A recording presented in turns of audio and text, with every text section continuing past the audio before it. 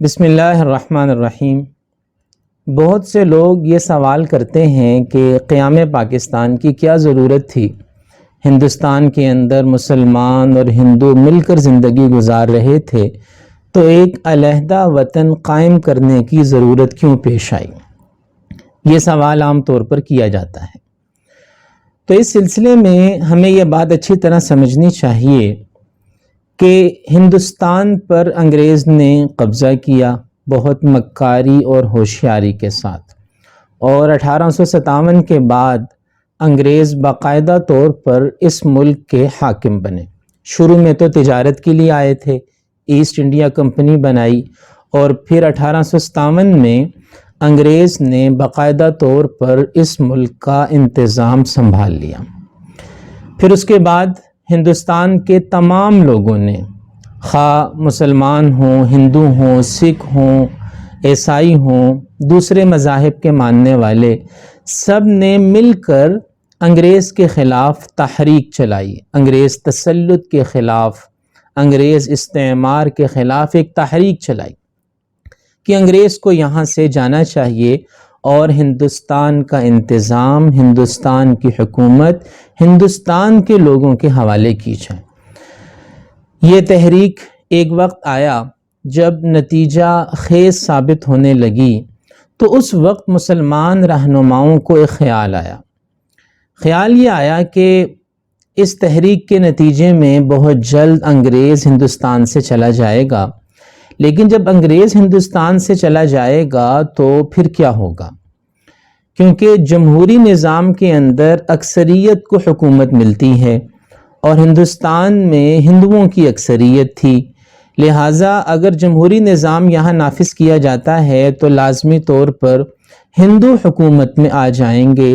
جب ہندو حاکم بن جائیں گے تو مسلمان محکوم بن جائیں گے، یعنی مسلمان پہلے بھی محکوم تھے انگریز کے، تو انگریز کے جانے کے بعد مسلمان محکوم بن جائیں گے ہندوؤں کے، اور ہندوؤں کا محکوم بننا، یہ ہم سب جانتے ہیں کہ ہندوؤں کا محکوم بننا انگریز کا محکوم بننے سے بھی زیادہ برا اور اذیت ناک ہے۔ وجہ اس کی یہ ہے کہ ہندو معاشرہ ذات پات کی تقسیم کا شکار معاشرہ ہے۔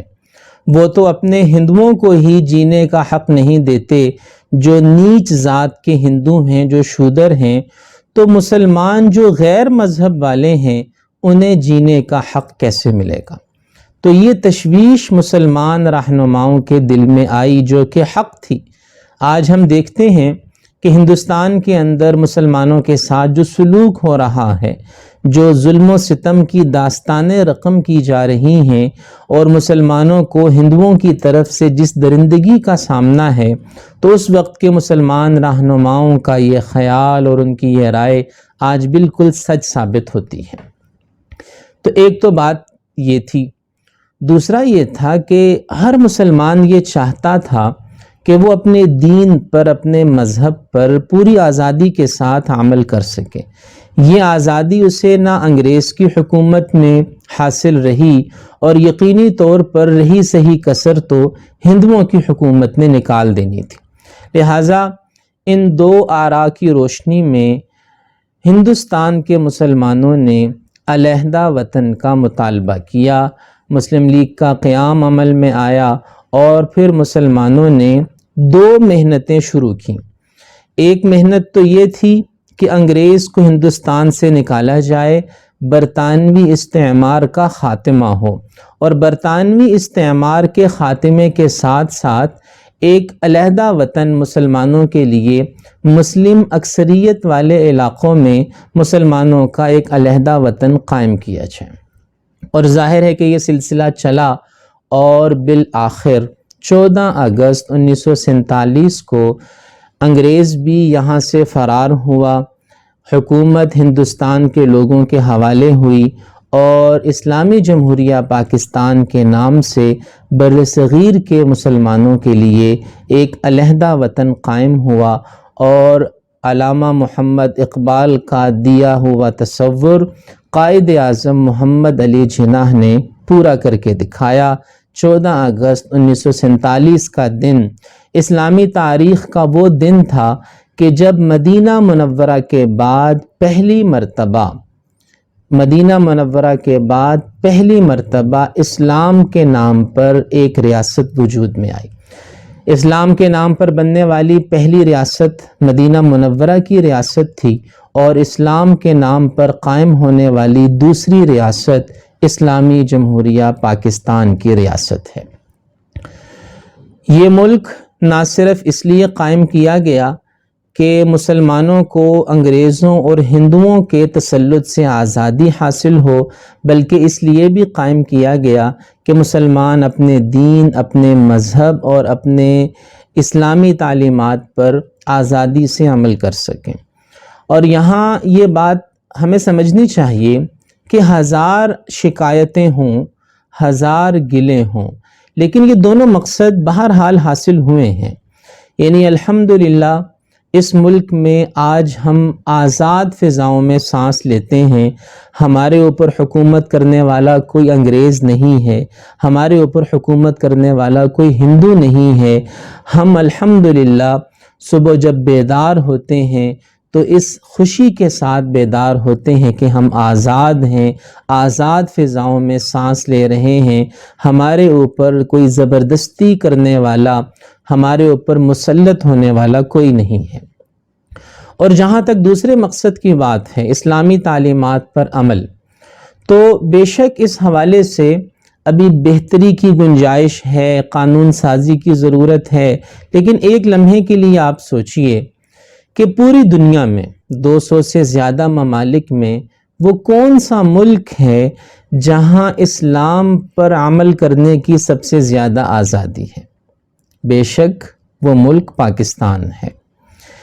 اسلام پر عمل کرنے کی جو آزادی، دین پر عمل کرنے کی جو آزادی وطن عزیز پاکستان میں حاصل ہے، میں یہ بات دعوے سے کہتا ہوں کہ پوری دنیا کے اندر کوئی ملک، اسلامی ملک یا غیر اسلامی ملک، عربی ملک یا غیر عربی ملک، پوری دنیا میں ایسا نہیں ہے جہاں اسلام پر عمل کرنے کے حوالے سے اتنی آزادی نصیب ہو، بلکہ اتنی آزادی ہے کہ اس آزادی میں کچھ کمی ہونی چاہیے۔ یعنی غیر ضروری آزادی بھی یہاں کے مسلمانوں کو حاصل ہے۔ آپ دیکھیں، جب جس کا جی چاہتا ہے راستے بند کر دیتا ہے، جس کا جی چاہتا ہے، جو چاہتا ہے وہ تقریر فرما دیتا ہے، فرقہ واریت کے معاملات ہوں یا اپنے مسالک کے معاملات ہوں، یعنی اتنی زیادہ آزادی ہے کہ کبھی کبھی ایسا محسوس ہوتا ہے مذہبی رہنماؤں کو کہ اس آزادی کو محدود کرنا چاہیے، کچھ ایسا ضابط اخلاق ہونا چاہیے کہ دین پر عمل تو ہو لیکن کسی دوسرے کے حقوق سلب نہ کیے جائیں۔ تو بہرحال وطن عزیز پاکستان ایک بہت بڑی نعمت ہے۔ آپ 100 اشکالات کر سکتے ہیں، آپ کو گلے ہو سکتے ہیں، آپ کو کئی شکوے ہو سکتے ہیں، آپ کے کئی سوالات ہو سکتے ہیں، وہ سب باتیں بجا ہیں، لیکن پاکستان کا وجود ایک ایسی نعمت ہے کہ واللہ ہم اس نعمت کا حق ادا نہیں کر سکتے۔ تو بہرحال 14 اگست کا دن قیام پاکستان کا دن ہے، یہ ایک نعمت کے شکرانے کا دن ہے۔ ہمیں اللہ تعالیٰ کا شکر ادا کرنا چاہیے، بجائے اس کے کہ ہلہ گلہ ہو اور افراتفری کا ماحول ہو اور بدتمیزی کا ماحول ہو اور ہم اپنے آپ کو غیر مہذب ثابت کریں۔ اس کے بجائے اللہ کا شکر ادا کرنا چاہیے، مناسب انداز میں تہذیب اور تمیز اور ادب کے ساتھ اس دن کو منانا چاہیے، نوافل ادا کرنے چاہیے، اللہ کی بارگاہ میں شکرانے کا سجدہ کرنا چاہیے کہ اس نے ہمیں وہ عظیم دولت عطا فرمائی جو انسانی تاریخ میں ارب ہا ارب انسانوں کو حاصل نہیں ہو سکی، یعنی آزادی کی دولت۔ اللہ پاک ہمیں اس حقیقت کو سمجھ کر اس پر عمل کی توفیق عطا فرمائے۔ اجازت دیجیے، اللہ حافظ۔